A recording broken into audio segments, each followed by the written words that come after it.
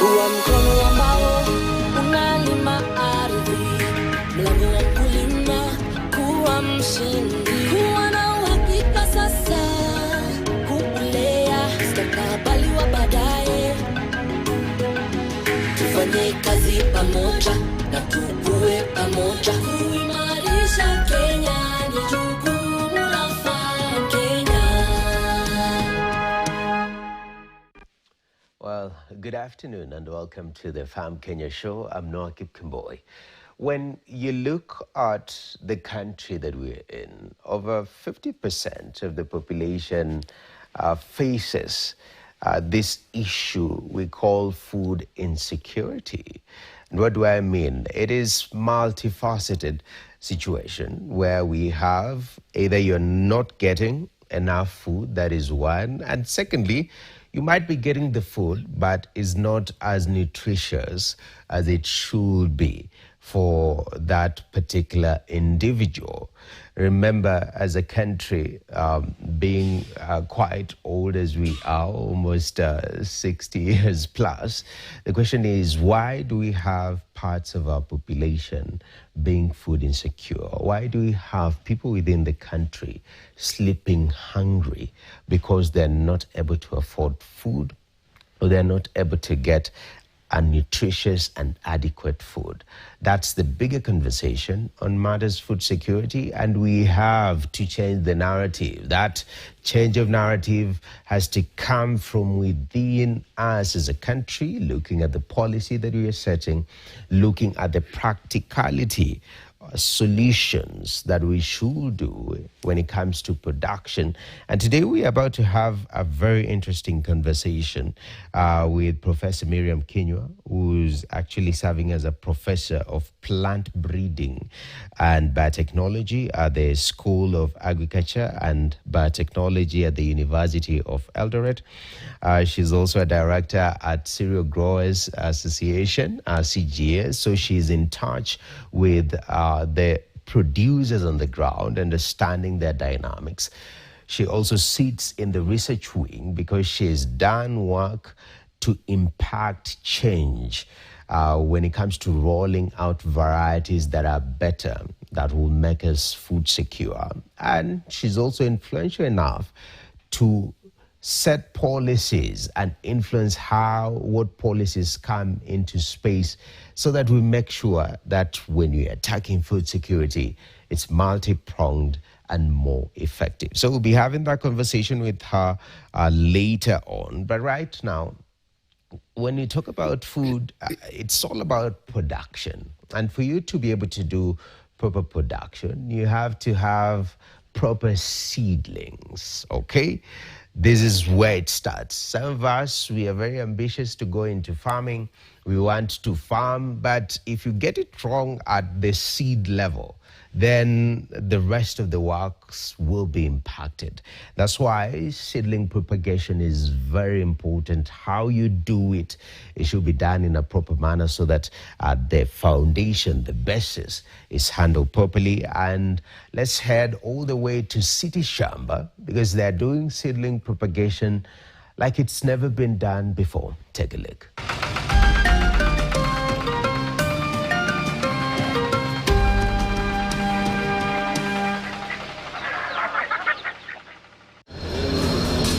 Meet Patrick Odur, a farmer specializing in the production of healthy seedlings.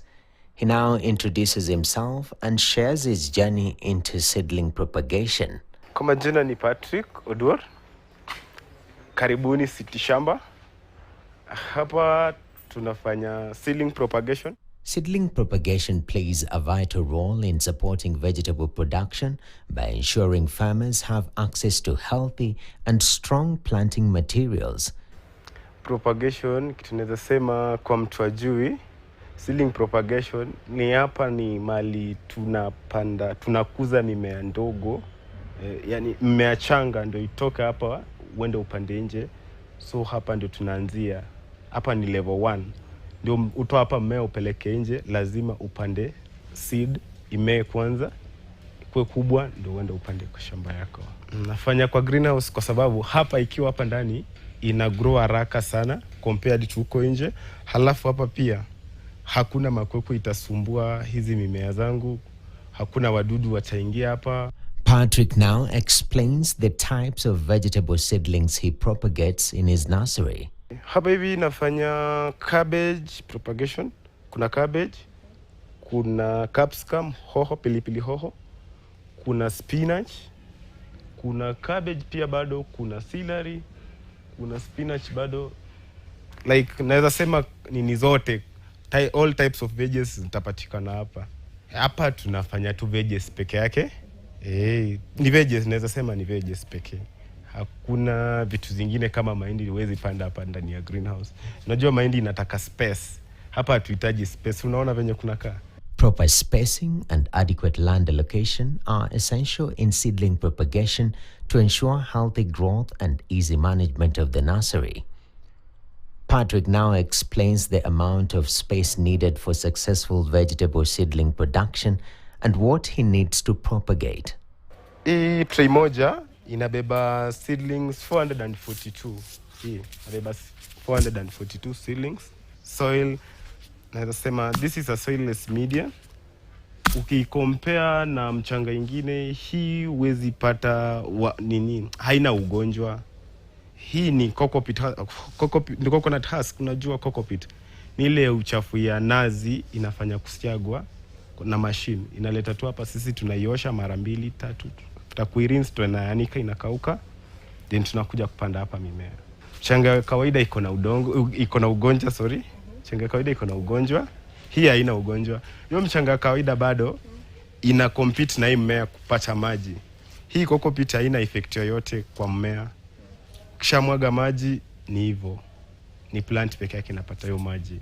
The germination rate of vegetable seedlings is an important factor that determines when they are ready for transplanting.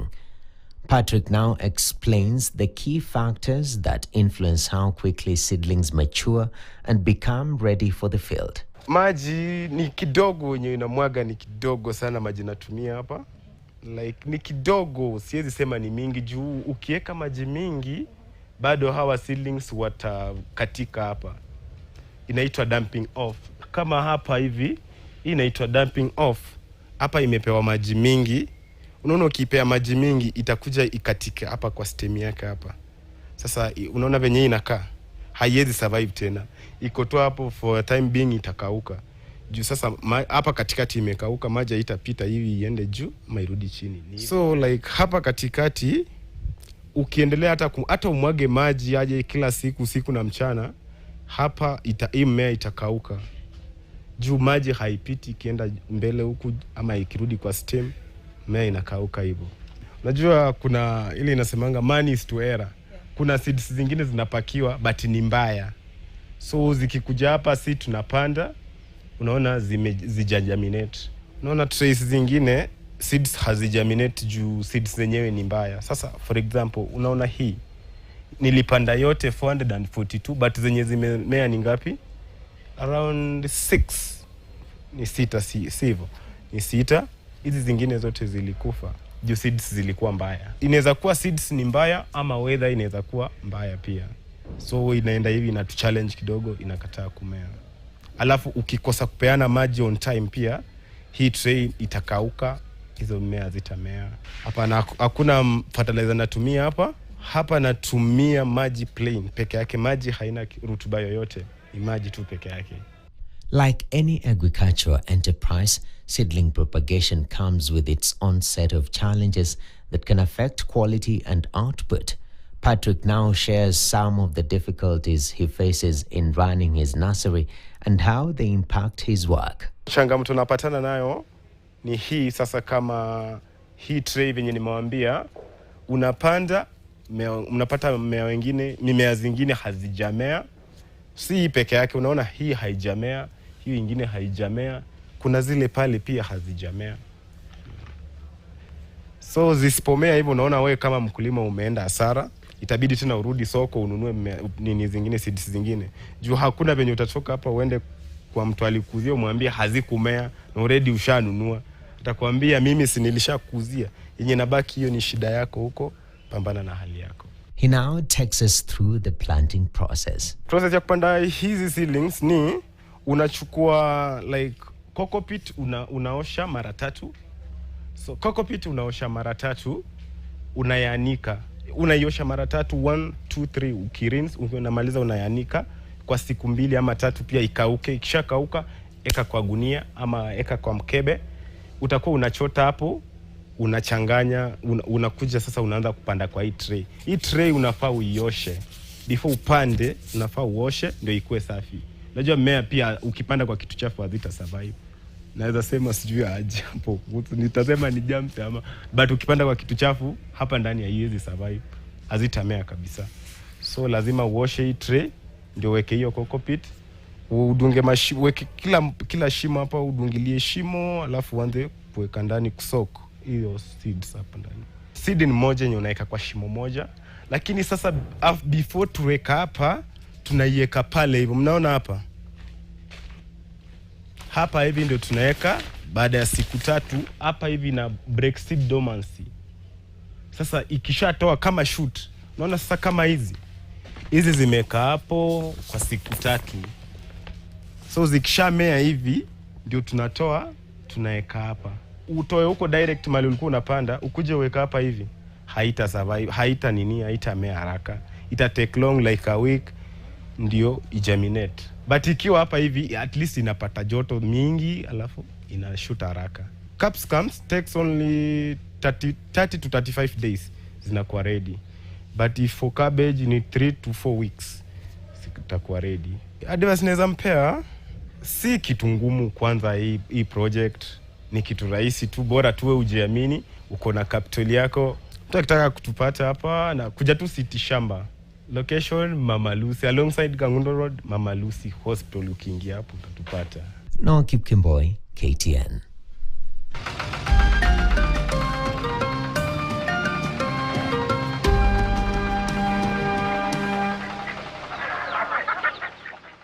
All right, as I told you earlier on that we were about to have an interesting conversation with Professor Miriam Kinyua. Prof, thank you very much for making time to speak to the Farm Kenya show.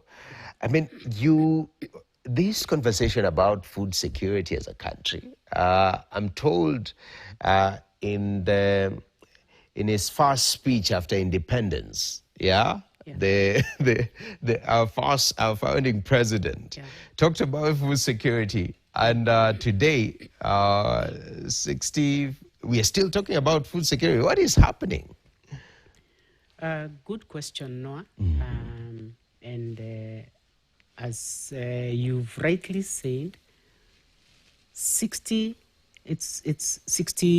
almost 65 years. We are just a little less than 65 years since independence, talking about the same thing.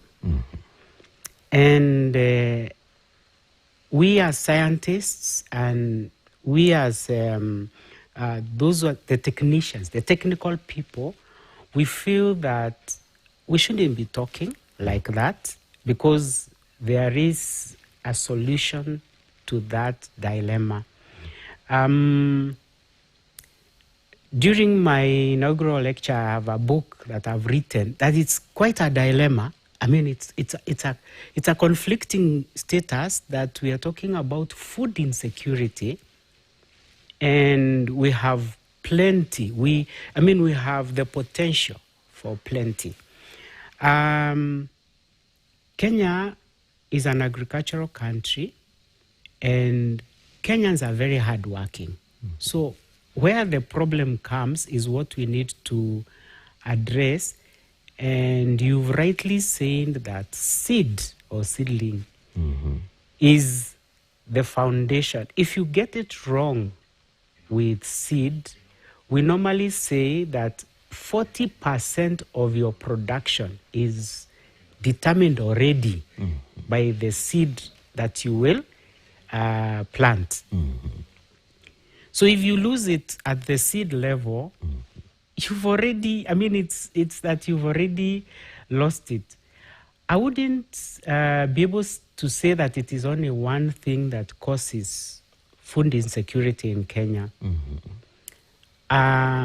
I would wish to say that it is how we approach it. Okay. Just the approach. Because if we approach it right, then we shouldn't be fine. We shouldn't be able to produce enough food, have enough. And it's very unfortunate that 50, we say 55 there percent of people are food insecure. I mean, there are some counties where it is over 70% of people who are food insecure. We shouldn't be talking that way in 2026. Exactly. We should be able to sit ourselves down and be able to follow the right strategy, because once we have the right strategy, we'll be fine. Definitely. And this begs the question, when we are analyzing food insecurity in a nation, in any particular nation, Kenya included, Yeah. what are the specific gaps or areas that we're looking at to determine and say, by the way, this is food insecurity? Because if at all we are to have a solution that is conversation about solution-oriented, we really have to identify the actual problems that we need to deal with. Because if it is production, I mean, as you say, Kenya is an agricultural nation. Yeah. Quite a huge, quite a percentage of this country is arable. So what are those gaps that we need to look at, that we say that is one, that is two, that is three, that is making this country food insecure? Thank you, Noah. One major point is that farmers have already decided that seed is very expensive, so they plant grain if it is cereals, or they will plant poor tubers, the wire potato, for example, the ones that they would take to the market for eating. Instead of them going to get potato seed, they plant the cooking potatoes, bananas, the same, these crops. And that is one thing that causes us to have less food. But that's not the case. Why would a farmer choose not to go for a good source of seed which will produce enough? There must be other reasons. And some of the reasons, they will normally say pricing of the seed. But why wouldn't the price of the seed not be addressed so that the price of the seed is attractive enough? And also awareness. I mean, this farmer who says that seed is very expensive, what is expensive? You see, expensive is relative. So they should be able to look at what is there that comes out of good seed that will counter the cost of the seed. But so they need awareness. And that's where we come in as the university. And we are trying to say, let's educate the farmer what they forgo when they use poor seed. Let's educate the farmer where they can find good seed. Let's educate the farmer who it is who can be able to help them to produce that seed properly. And let's also educate the farmer that government has already created systems.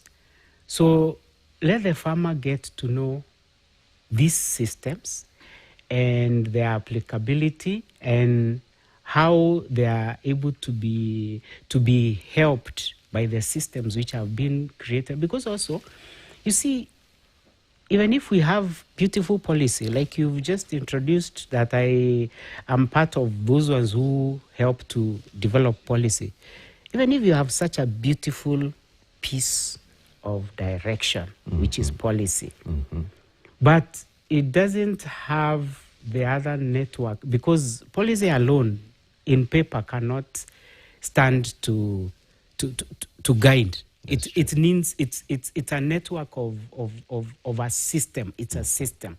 So it is us to sit down and speak to ourselves that all of us, we are important. The producer is important. The policymaker is important. The scientists are very, very important. I mean, if I don't develop high-yielding potato variety, for example, or maize or wheat, then the farmer already has lost it because they are using poor varieties. Okay. So it's all of us. I mean, it's a network. Oh, And that's what definitely. I would say. All hands on deck. And that's even when you talk about solutions, everyone has to do their part. Exactly. But it's quite interesting because when you talk about research and development in this country, for a long time it's not been prioritized. And Yeah. when you look at lead nations, they're very serious about researching and developing products in all fields. Yeah. All right. Even some of the solutions that we are consuming as a country is because of an investment that a certain state or a certain group of people decide that we're going to put money into research. Yeah. In Kenya's agricultural sector, before we take a break, do you think research has gotten the support that it needs? And what will that support look like if at all we are to decide to change our ways? No, if I speak, I'll be seen as if I'm crying because I'm in research, okay? But I want to look at it as someone who's been able to see where agriculture has gone to since that time that we started saying food security. And for me, and like you've rightly said, everywhere in the world, look at any country that has done well, it's because they've highlighted the position of research. For us, we joke around. I mean, okay, we put a few drops of research money, and then we expect that an outsider will come and support us. They will bring their own interests, because there's nobody who will just give you money just because you need it. It will have some interest part of it. So I feel that we really need to prioritize research in this country. We prioritize it.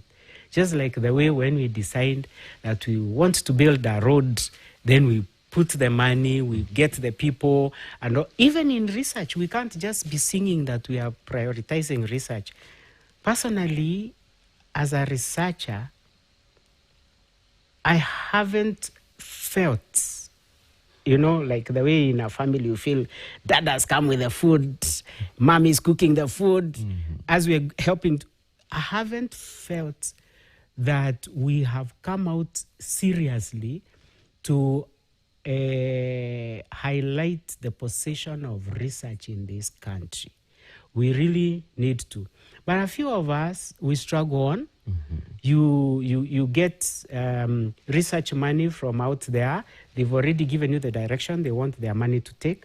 But because you know what the country needs, you bring it in, and that's how some of us have been able to develop varieties. I have wheat varieties, potato varieties, lab, the black bean varieties, even cassava. And it is because you are able to think, I know what the farmer needs. As much as this research is talking about this line because it is from outside, I will try and manage or include what the country needs.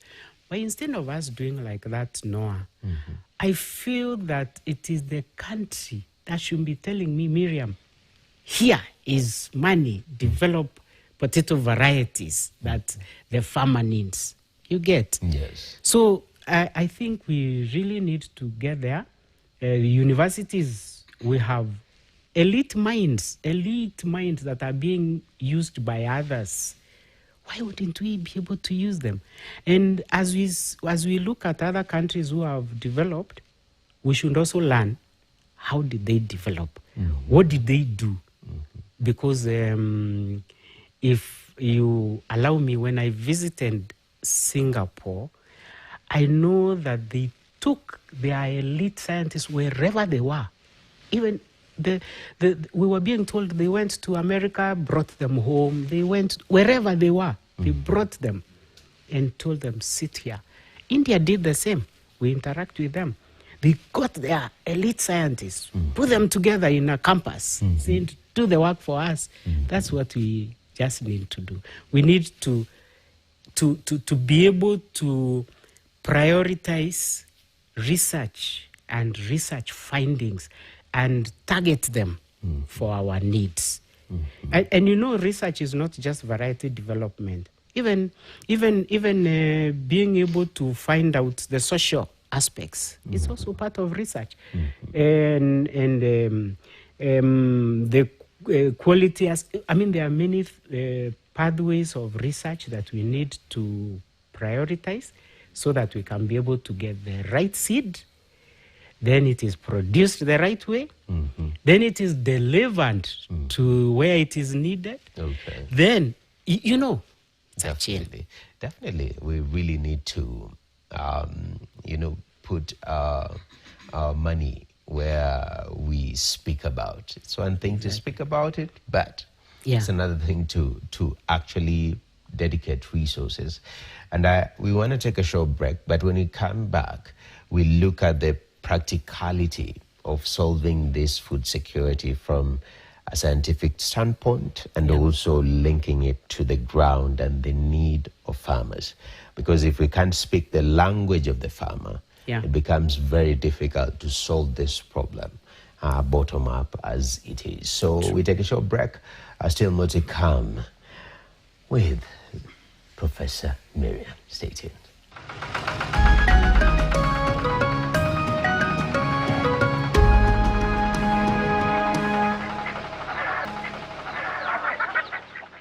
Hello and welcome back to the Farm Kenya show.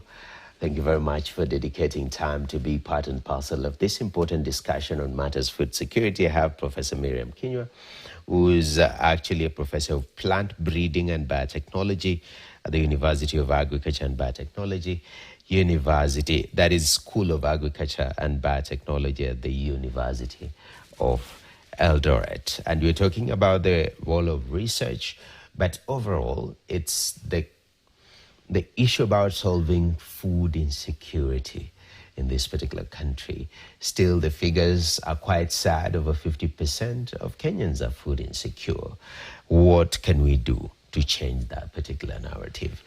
Prof, earlier on we touched how research has been neglected. We need to do so. But even with the little that we have, so much has been accomplished. It's almost like giving proof of concept. That if at all we could dedicate resources here, there is a likelihood that we can solve this food insecurity. So from a scientific standpoint, when we talk about changing production, and producing enough food,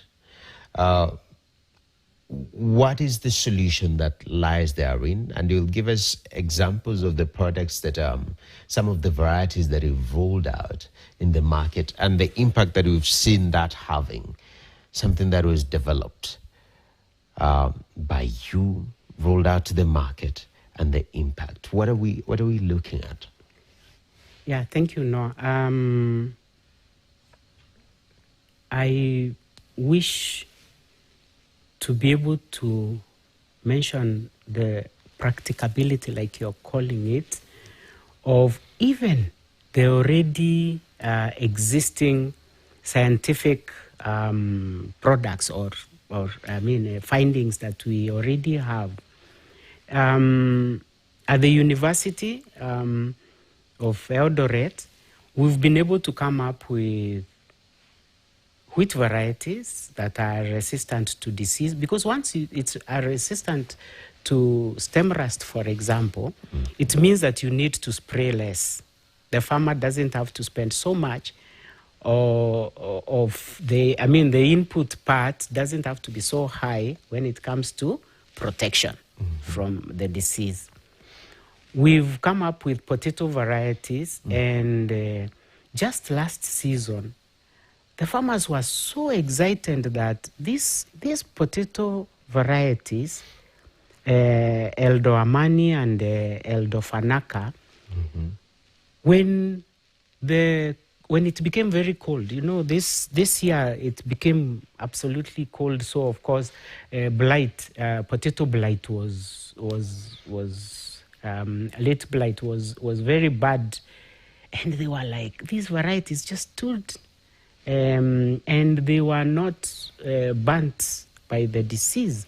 Why? Because they are resistant. We've seen that they are resistant to late blight and early blight as well. So this is something that farmers have seen. You can imagine if we produced enough seed that is able to be taken to these places where it normally gets cold, or where late blight, and it's common in many places in Kenya. You can imagine if we produced enough seed and the farmers were growing that. In that alone, just producing enough seed and getting it to the farmers, and we are not telling the farmers take the varieties because they come from University of Eldoret. We are saying, test it. If you don't find them better, leave them. But you see, now at the university, we are struggling. And that's why we go back to the point of research money. If we had seed production money, a support system by the government, then we wouldn't be able to produce enough seed. When I get inquiries by the farmers, can I come for the seed? Now I tell them, it has run out. How has it run out? Kwani, I didn't plan. It isn't because I didn't plan. I didn't have the means to produce enough. When you come to the black bean, we are going to get jahe from Tanzania because we haven't produced enough. Well, we should produce enough and take it to others, But now, how do we produce the seed so that we can be able to give it out? And we have an event that we normally call the Agribusiness Trade Fair at the university. Why do we go into those lengths? That Agribusiness Trade Fair is normally in September every year. Why do we go into that length, Noah? It's because we want the farmers to get to know what there is, to meet everybody who's in agriculture. We normally bring together. It's like a one-stop point for everyone. Their machinery, their chemical companies, they are processors, they are producers. They come and they are together, and then we tell the farmer, come and be able to see, get to be educated. Now you can imagine if they came and I told them, and I've also got bags of seed of potato, I have bags of seed of wheat together, with putting those people together. It would be a great thing, and I mean, you yearn for it. You just wish you were that giant who can be able to do that. But I have a giant with me. I have the government. We just need to be able to prioritize, like you said, so that we are able to make sure we address what the farmers need, so that now when they come, they will learn from everybody. They will see what is available, inputs, and also the traders are there. They will be able to know they can sell their crop. Then at the end, they are told, here is the seed. You see? So it will be a complete chain. And I'm really looking forward that this year we can make it a different event. Now that you've brought me to the show, and I'm saying it is possible. We can produce enough food in this country. We just need to sit together, address this break where the gap is. Because it's just that we need to organize ourselves. It isn't that we need to go rocket science. We will go rocket science to improve and get even much, much more. But for now, we have enough. My claim, and I am sure I can be proved right, is that even with what we have, we just need to manage it and we'll be fine. Definitely. And areas of, I'd call them high impact products and areas. These are staples which we majorly consume as a nation. If you're able to sort of effect change right there, then the propensity of this security, food security, will be higher. So far, what are we looking at? Are we looking at maize? We consume a lot of maize. There is wheat. I know we've mentioned potatoes. Potato, we consume quite a sizable amount of potato. Beans, I've seen. So far from your experience, for example, wheat, you've rolled out quite a number of varieties of wheat. What impact have we seen in the wheat production sector? Have we seen production going higher, farmers being happy in that front, or still we have problems with seed production? That's a touchy point, Noah. And in the late 90s and early 2000s, people would look at me as the wheat person, I mean, I was doing wheat. I was doing wheat varieties, Njorotu, Kwale. Now the new ones, Eondo Mavuno, Eldo Baraka.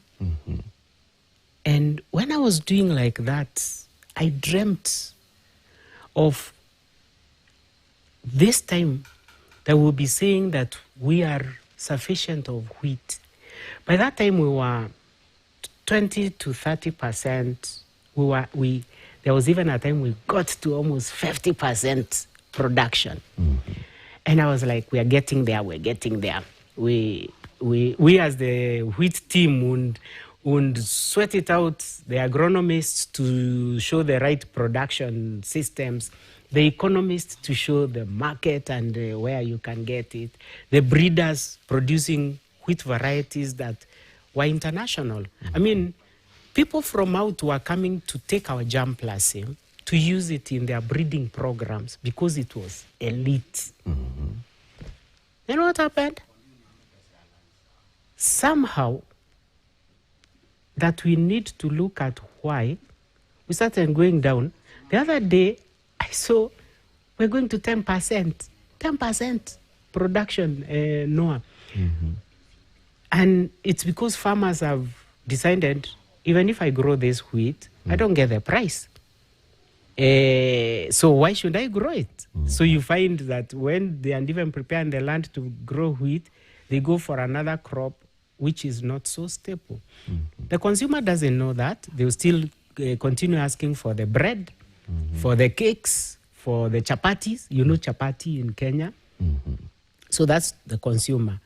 And instead of us importing, imagine that money that we use for importation, if we would use it to sort out the problems that we have for wheat production in this country, we wouldn't be 70%. We wouldn't be. But you see, we must have that intent. And that was my dream that time. And outsiders will come to see, oh, Kenya is doing good work here. Then they come and us, we let them just go away with it instead of us sitting down and saying, we are going to be 100% or at least 95% having enough wheat because the varieties are there. It's just the system. Okay. We just need to have the system right. And for us scientists, it becomes very frustrating. And I guess that's why I felt, why kill myself to develop wheat varieties when nobody cares about them? The farmer has already stopped growing wheat because they are frustrated. And therefore, as much as they will ask me for wheat varieties, I'm like, you people, I get you wheat varieties, then you move out of wheat production. They say, we don't want to move out of wheat production, but we are frustrated. So it's a system. We just need to manage the system. We just need to sit down and decide, do we really want to be producing enough wheat, or don't we care?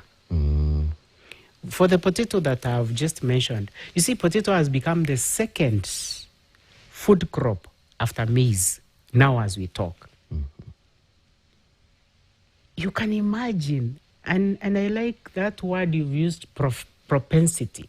You can imagine if we could be able to now give the farmers what is fitting, the potato that is fitting, before they get frustrated like the wheat, and we set the stage, and we produce enough seed, and we produce the right varieties, and we take them to the right places for production, we're okay. We'll be very okay.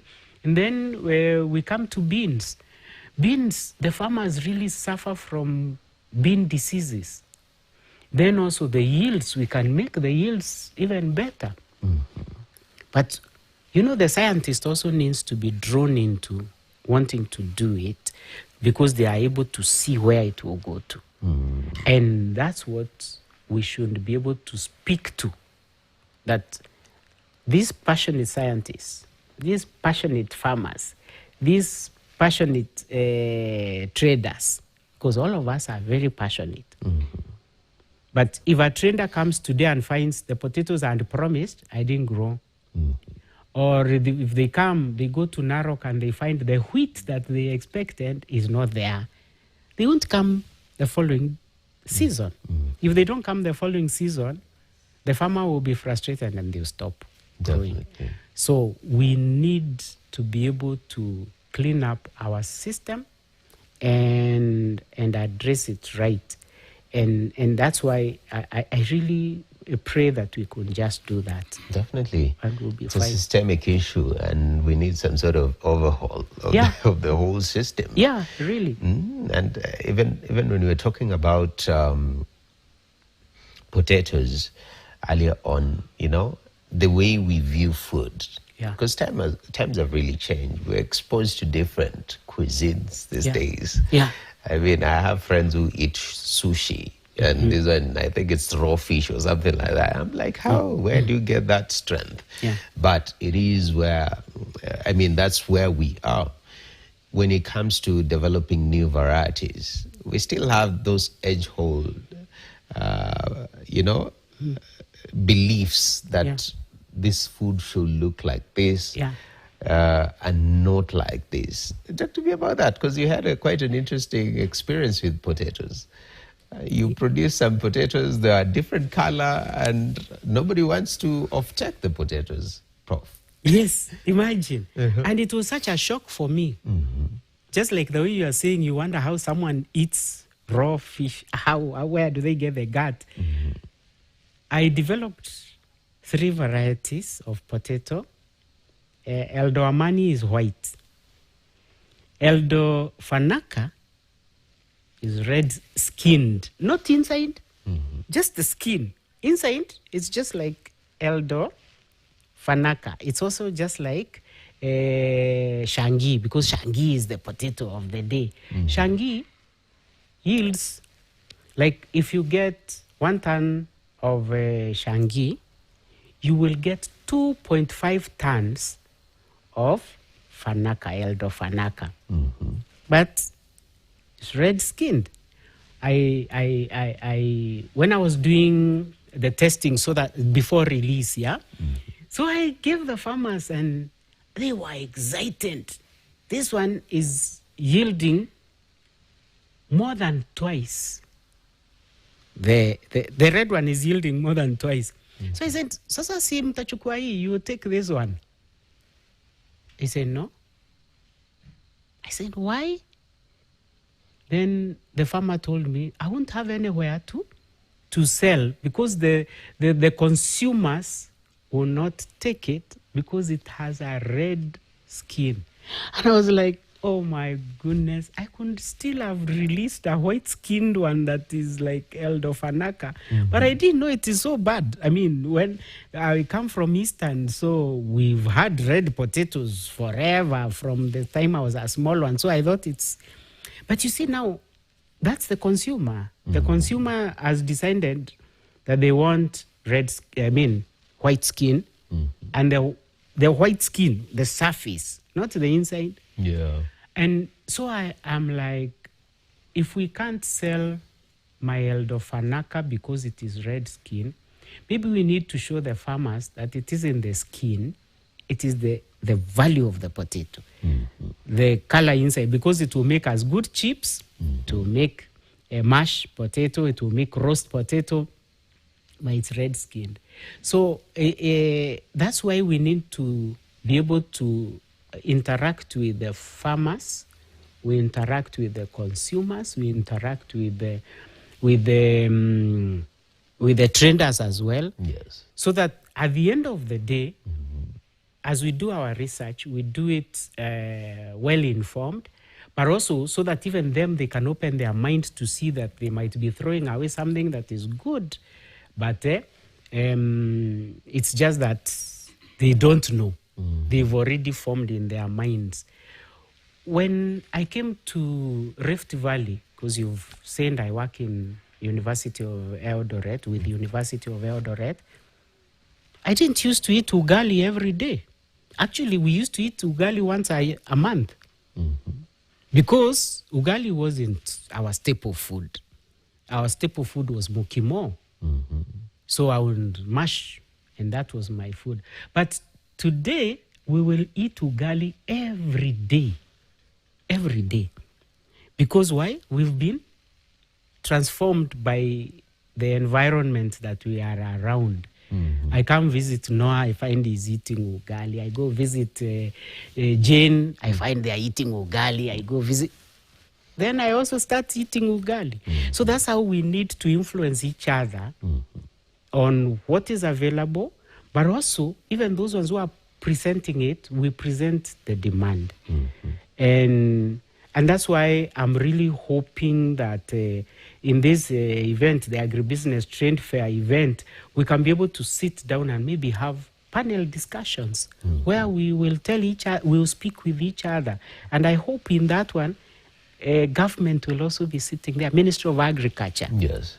Ministry of Trade, you know, and so that we speak and bring our minds to one position, and then we have the facilitation to move in that direction. Exactly. My prayer.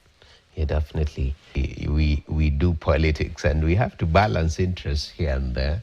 But thank you very much. I really appreciate your input into this conversation about food security, especially from a scientific point of view, the way we can support research, the way we can push adoption of the different varieties that our scientific community have rolled out in order to make Kenya food secure. And I really appreciate, once again, taking time to be part of the Farm Kenya show. Asante sana. Professor Miriam Kinyua is actually a professor of plant breeding and biotechnology at the School of Agriculture and Biotechnology at the University of Nairobi. Of Eldoret. Eldoret, rather.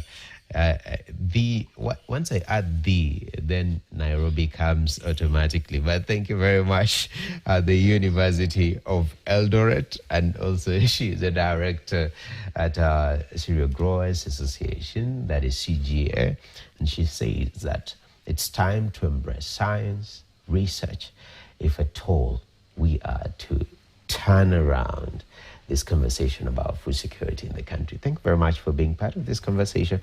My name is Noah Kipkemboy. See you in the next one. Kuwa mkono ambao unalima ardhi, mlango wa kulima, kuwa mshindi, kuwa na uhakika sasa, kulea mustakabali wa baadaye, tufanye kazi pamoja.